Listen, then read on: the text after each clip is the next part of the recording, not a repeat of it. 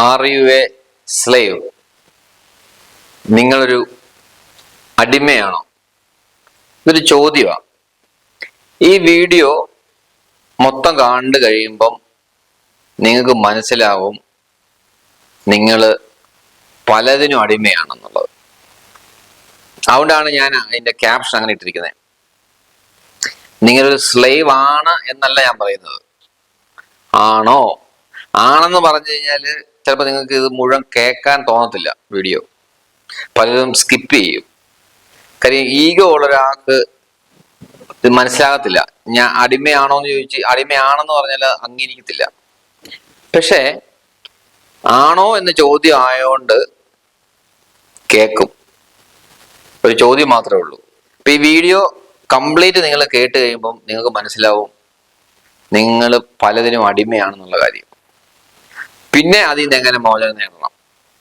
First നമ്മൾ അടിമയാണെന്ന് അറിഞ്ഞു കഴിഞ്ഞാൽ മാത്രമേ ഉള്ളൂ ആ അടിമത്തത്തിൽ നിന്ന് മോചനം നേടാനുള്ള ശ്രമം തുടങ്ങത്തുള്ളൂ. ഓക്കെ,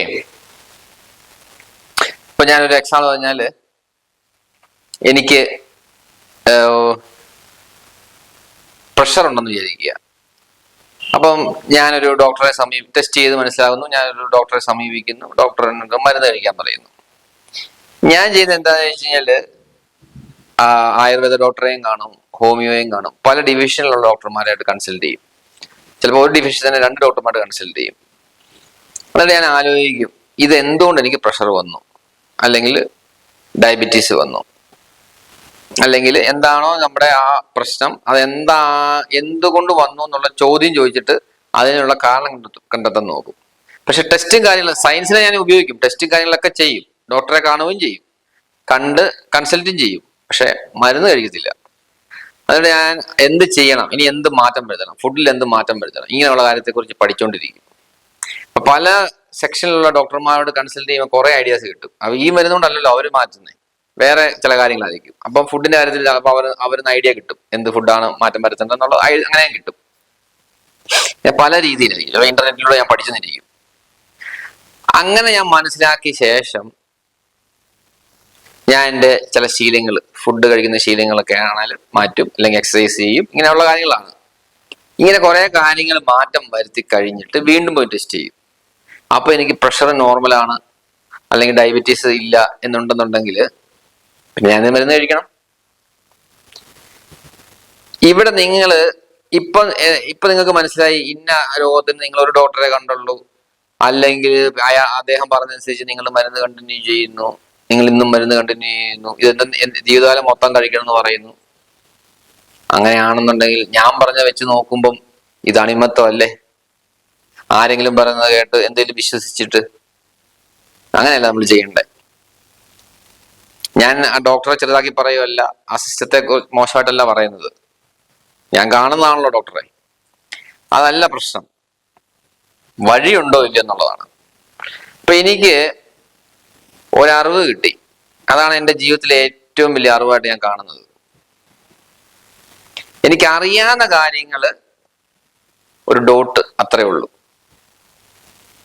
അറിയാൻ മേലാത്ത കാര്യങ്ങള് ഈ യൂണിവേഴ്സിനോളം വലിപ്പമുണ്ട്. ഇപ്പൊ നിങ്ങൾക്ക് മനസ്സിലായി, ഒരു ഡോട്ടും ഒരു യൂണിവേഴ്സും തമ്മിൽ കമ്പയർ ചെയ്യുമ്പോൾ എത്രമാത്രം വ്യത്യാസമാണെന്നുള്ള മനസ്സിലായി. അറിയാവുന്ന കാര്യങ്ങൾ ഒരു ഡോട്ട്, അറിയാൻ മേലാത്തത് അത്രയും വലുത്.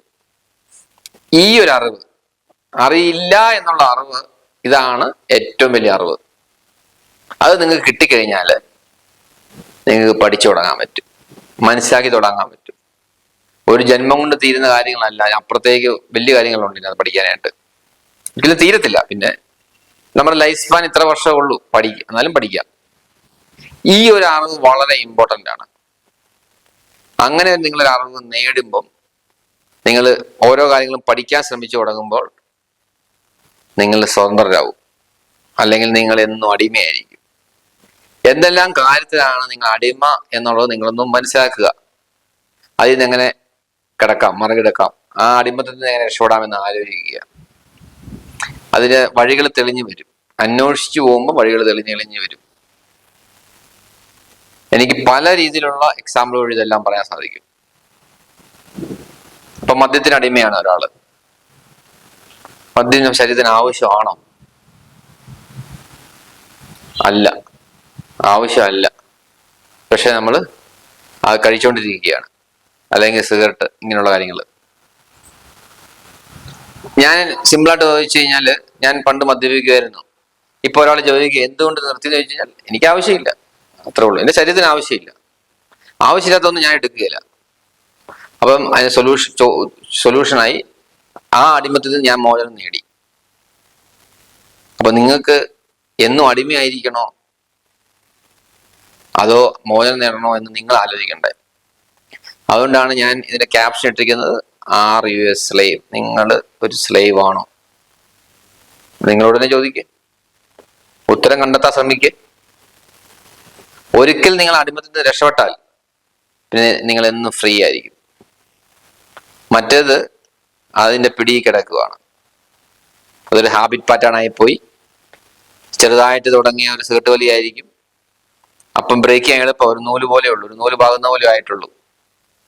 ഓരോ ദിവസം വലിക്കും തോറും അല്ലെങ്കിൽ മദ്യപിക്കും തോറും ഈ നൂലിന് കട്ടിയായി കട്ടിയായി കട്ടിയായി ലാസ്റ്റ് ഒരു റോപ്പ് ആവുക. പിന്നെ പൊട്ടിക്കാൻ പറ്റുകയില്ല. പൂർണ്ണ അടിമ. ഈഗോ ഉള്ള ഒരാൾക്ക് സ്വയം അടിമയാന്ന് തോന്നത്തില്ല. അയാൾ കൂളായിട്ടൊന്നും പഠിക്കാനും ശ്രമിക്കുകയില്ല. കാരണം ആ ഈഗോ ആ തടസ്സം. എല്ലാം അറിയാന്ന് പറഞ്ഞുകൊണ്ടിരിക്കും. എല്ലാം അറിയാം. തീർന്നു, പരിപാടി തീർന്നു. നഷ്ടം നിങ്ങൾക്കാ.